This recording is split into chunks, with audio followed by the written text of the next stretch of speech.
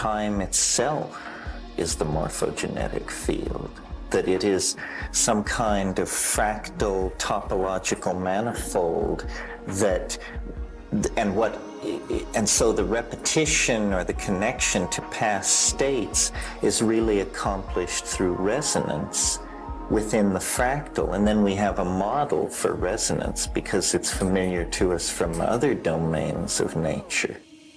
In the same way that the past occupies a relationship to the future of formative anticipation, so in a fractal do early portions of it anticipate later forms.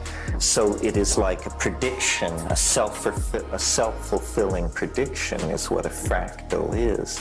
It predicts by virtue of its past states. They define what its future states will be, exactly in the same way that I imagine the morphogenetic field defines what future states will be. The fractals that have been talked about to date have been used to describe spatial phenomena, coastlines, molecular arrangements, distribution of flowers in a meadow, this sort of thing.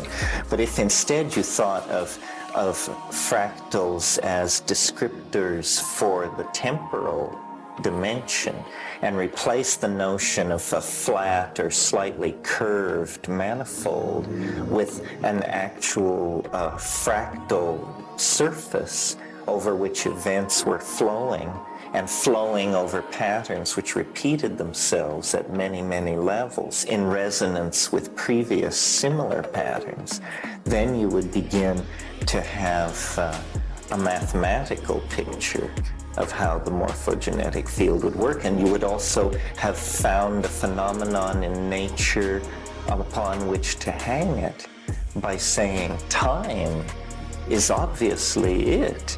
It's just that we are so ingrained by Newtonianism to accept time as an abstraction, as something not having equal status with the other three dimensions, that we've overlooked this fact.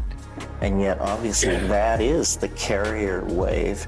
That's why you would speak of the presence of the past. What then can it be but time, past time in the present?